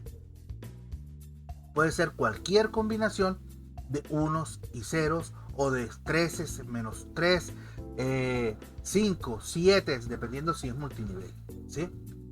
Entonces vamos a suponer que estos a sub n son aleatorios, la data como tal, como se supone normalmente que es en los sistemas de comunicaciones. Por lo tanto, cada vez que se genere un determinado evento, pues vamos a tener una combinación aquí de a sub n que me dan a definir una x de t. Pero en realidad tenemos infinitas x de t. Entonces esto lo podemos ver como un proceso aleatorio, donde cada vez que se genera un determinado evento se genera una secuencia de unos y ceros. Para nosotros son aleatorios. Se evaluará la PSD utilizando el método 1, es decir, el método directo, que requiere que la densidad espectral de potencia es el límite cuando t tiende a infinito de la versión truncada de los espectros en magnitud al cuadrado promediados conjuntamente sobre t. Vamos a suponer, ¿quién es t? T es el truncamiento de x de t. Vamos a suponer que esta es la señal x de t. Esto es uno de los muchos señales que puede producir este proceso aleatorio, ¿sí? Observemos lo siguiente. En este caso estamos codificando la data de la siguiente manera: los 1 como 1 y los 0 como menos 1. Entonces sería 1, 0, 0, 0, 1, 1, 0, 1, etc. Este tiempo es el tiempo de bit, ¿sí? Eso tiene magnitud 1. Y estamos suponiendo que es infinita, hacia la derecha y hacia la izquierda. Por ser infinita, no es periódica, pero como los asuenes son aleatorios, esto se toma como un proceso aleatorio y vamos a evaluar su densidad espectral de potencia, ¿sí? Pero, ¿qué pasa si yo la trunco? Si yo trunco esta señal para hacerla de energía, para garantizar que sea de energía, entonces no voy a tener una duración infinita, sino esta sumatoria va a pasar a ser finita.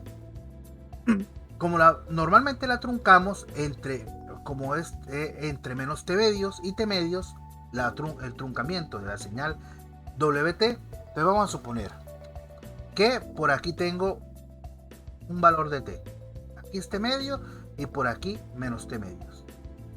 Claro, esta señal sigue hacia la derecha y sigue hacia la izquierda infinitamente, ¿sí? Pero vamos a suponer que aquí tenemos desde menos t medios a t medios.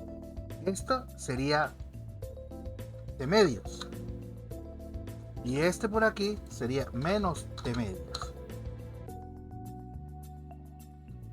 y estamos truncándola entonces desde menos t medios hasta t medios, una duración t. Pero para hacer más fácil los cálculos, vamos a suponer que el bit 0 está centrado aquí. No vamos a empezar desde aquí. ¿Por qué? Es para hacer más fácil los cálculos, pero igualito no va a modificar en nada el problema, porque el problema requiere el espectro en magnitud al cuadrado. Y como es el espectro en magnitud al cuadrado, entonces si está desplazado o no, eso va a influir en el espectro de fase, no en el espectro de magnitud. Desplazamiento en el tiempo. ¿Ok? Entonces, en este caso vamos a suponerlo centrado. Entonces, este sería mi bit 0. Este sería por aquí mi bit 1. O símbolos, pudieran ser el 2, el 3. Y voy a hacer de tal manera que este t caiga en un número entero de bits o de símbolos, que no caiga a la mitad, para hacer más fácil los cálculos, ¿sí? Entonces por aquí también tendríamos el bit menos 1 y por aquí menos 1 y por aquí este correspondería a el bit menos 3, el menos t medios, ¿sí? Perfecto. Bueno, entonces la sumatoria la haríamos desde menos 3 hasta 3. Y en este caso, entonces el truncamiento aquí para nosotros sería este n mayúscula. Y por aquí tendríamos nuestro n menos n. Entonces, para este ejemplo, aquí como lo estamos haciendo, n valdría 3. Entonces lo truncaríamos desde n igual a menos 3 hasta n igual a 3. Entonces tendríamos el bit menos 3, menos 2, menos 1, 0, 1, 2 y 3. ¿Ok?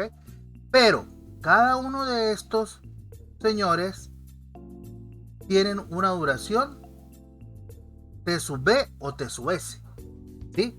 Dependiendo si estamos hablando de bit o de símbolos. Entonces, de aquí hasta aquí, esto sería t medios que tenemos aquí.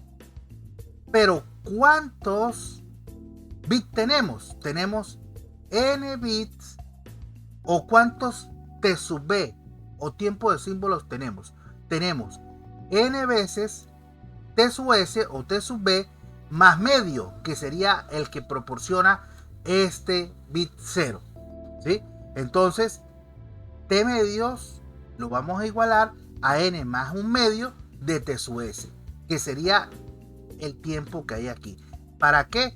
Para que siempre este n o el t, perdón, al truncarlo, involucre un número entero de bits. Pero como estamos contando el bit 0, porque vamos desde menos n hasta n, entonces el 0 se comparte en la mitad derecha y en la mitad izquierda. El resto sí serían n bits aquí, más medio n veces t sub b más medio de aquí me darían el t completo. Entonces tenemos que tener pendiente esta transformación para hacer un poco más fácil nuestro cálculo, ¿sí? Entonces por eso decimos aquí que con t medio es igual a n más un medio de t sub s y una x de t cualquiera. Ahora, si estamos hablando de otra señal, por ejemplo multinivel, esto sería t sub s y los niveles podrían ser igualito a sub n, pero van a tener varios valores, no solamente dos. Tener en cuenta eso. Vamos a centrarnos en la densidad espectral de potencia. Bueno, entonces nos pretendemos encontrar la densidad espectral de potencia para este proceso aleatorio, donde los A sub n son constantes aleatorias y la f de t es la forma que le vamos a dar a los pulsos. Sabemos que t medio es n más un medio de t sub s y queremos encontrar la densidad espectral de potencia truncada, perdón, la densidad espectral de potencia del proceso x de t por definición, ¿sí? Entonces debemos calcular primero la versión truncada de esta señal. La vamos a truncar a t segundos, desde menos t medio hasta t medio, que involucre n, desde menos n hasta n símbolos o bits. Entonces la versión truncada no es más que esta, donde no va de menos infinito más infinito, de menos n hasta n, de los A sub n por f de t menos ntc. Ahora necesitamos la transformada de Fourier. La transformada de Fourier de una suma es la suma de la transformada. Este A sub n es constante y me queda la transformada de f de t, que sería f de f por e a la menos j 2pi f n t sub s, donde nt sub s es el desplazamiento que tiene la señal f de t menos nt sub s. Aquí observamos que este de f de f es independiente de n, puedo sacarlo de la sumatoria, me quedaría de esta manera. Ahora, al sustituir la versión truncada en la definición de la densidad espectral de potencia, entonces me quedaría que la densidad espectral de potencia del proceso X es el límite cuando t tiende a infinito de 1 sobre t del promedio conjunto de los valores absolutos en magnitud al cuadrado de f de f por la sumatoria desde menos n hasta n de los A sub n por e a la menos j 2pi f n t sub s. Ahora, este f de f no depende de t, no depende del truncamiento. Por lo tanto, yo lo puedo sacar del límite. F de f en magnitud al cuadrado. F de f en magnitud al cuadrado por el límite cuando t tiende a infinito. Ahora, me quedaría la magnitud al cuadrado de esta sumatoria de unas constantes por unos complejos. Entonces, esto es la magnitud al cuadrado es el número complejo, que sería todo este, por su conjugado. Entonces aquí el conjugado es a sub m conjugado por e a la j. Aquí es a la menos j, el conjugado es a la j 2pi f mt sub s. Lo único que aquí tenemos un número complejo por su conjugado. Lo único que esta sumatoria tiene su índice m y esta su índice n, porque son dos sumatorias anidadas para diferenciar el índice de la interna con el índice de la externa. Ahora, pero en esta sumatoria, como depende de m, todo que es a sub n puede entrar o salir de esa sumatoria. Si lo incluimos todo dentro de esta sumatoria, me quedaría f de f magnitud al cuadrado, límite cuando tiende a infinito, de 1 sobre t, sumatoria de n, sumatoria de m, de a sub n por a sub m. ¿Por qué a sub m y no a sub m conjugado? Porque los a sub n son la data digital, y la data digital son unos y ceros, o son unos menos unos, 3, 5, 7, o sea, son símbolos que tienen que ser reales. Por lo tanto, su conjugado es el mismo. Y aquí sí, agrupando estos dos en uno solo, e a la j m menos n 2pi f t sub s. Aquí tenemos promedio conjunto. El f de f también salió aquí porque, como aquí tenemos un promedio conjunto, f de f no es aleatorio, es determinístico, puede salir como constante. Ahora, el promedio de una suma es la suma de los promedios. Entonces aquí me quedaría algo como la sumatoria de la sumatoria del promedio común. Ahora, dentro de esto, E a la J, M menos N, 2pi F T sub S depende de F y M menos N, que son determinísticos. Por lo tanto, el promedio conjunto me quedaría solamente aplicado a sub N por A sub M, el promedio conjunto.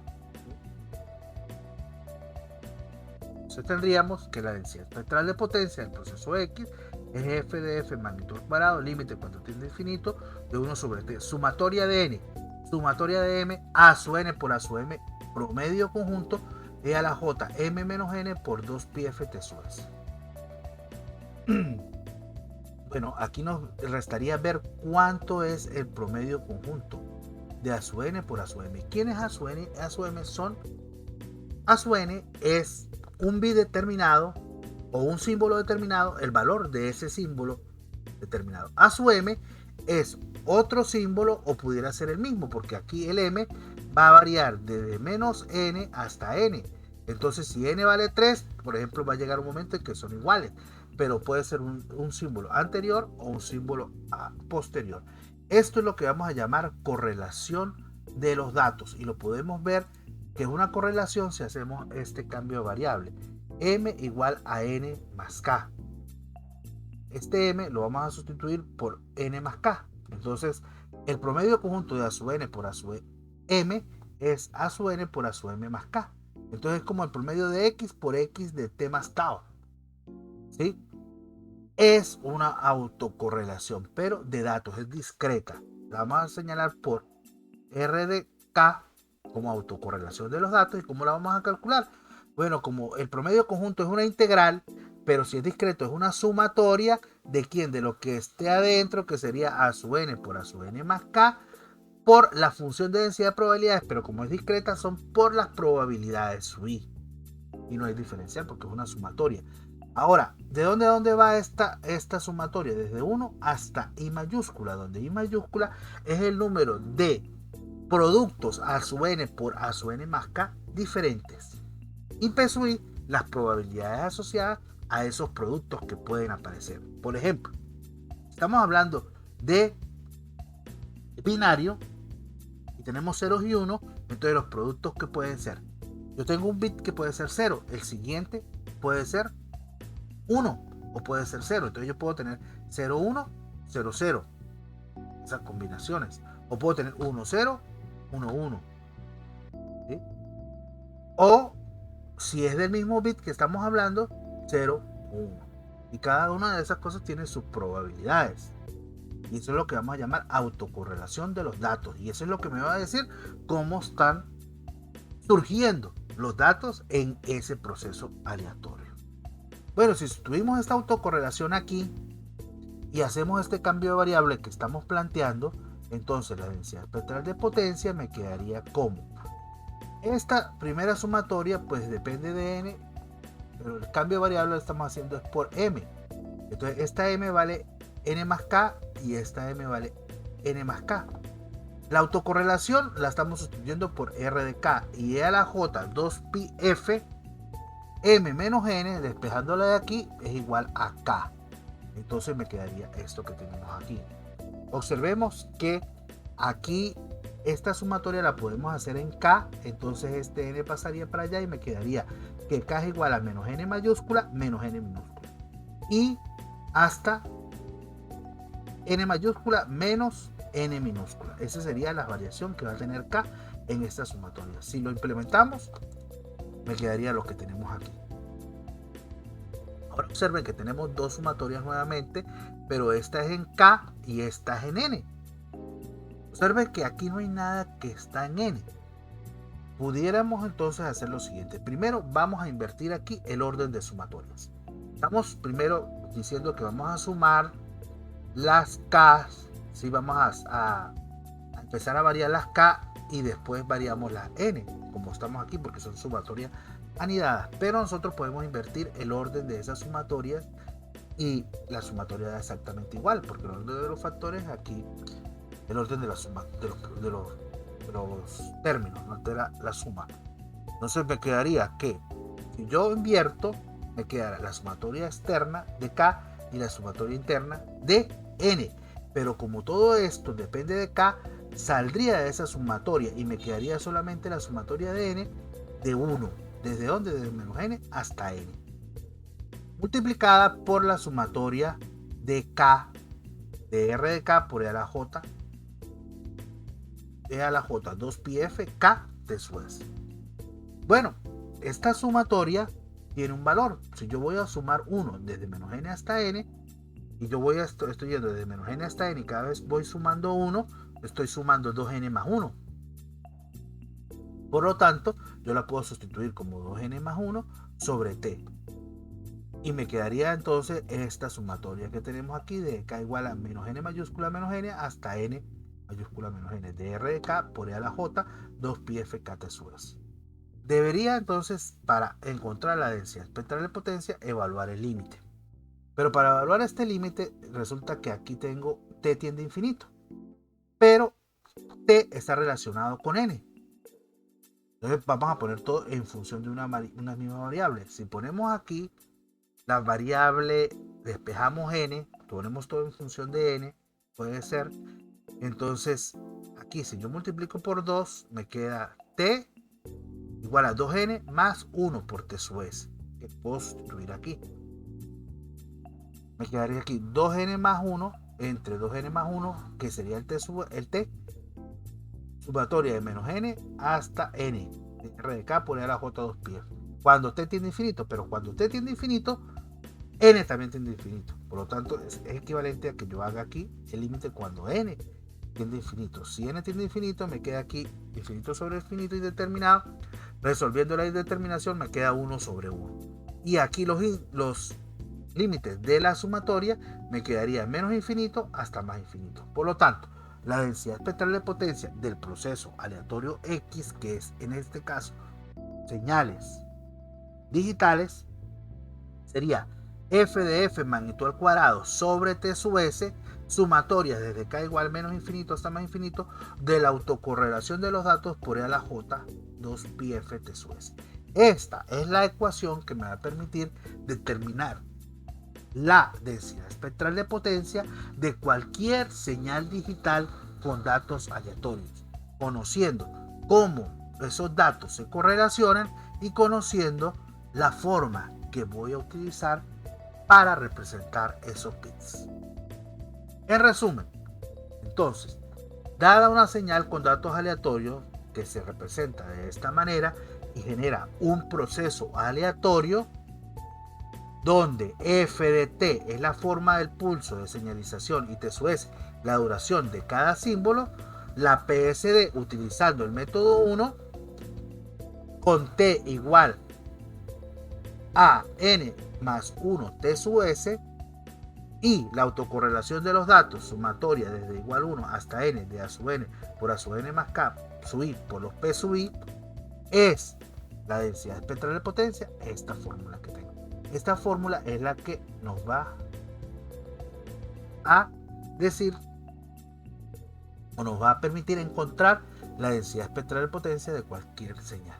Aquí este W se sustituiría por 2πf. De su S, tiempo de símbolo, la autocorrelación de los datos va a depender de cómo se generan los datos aleatorios y f de f la forma que le voy a dar a los pulsos. Bueno, posteriormente vamos a estar utilizando esta ecuación o vamos a estar empleándola para determinar las densidades espectrales de potencia de varias señales digitales. Pero para no alargar más esta entrega, que ya llevamos más de 2 horas en este video, pues vamos a dejarlo hasta aquí y nos estamos viendo o escuchando en una próxima entrega, donde vamos a continuar hablando y calculando las densidades espectrales de potencia ya de señales digitales propiamente dichas. Muchas gracias.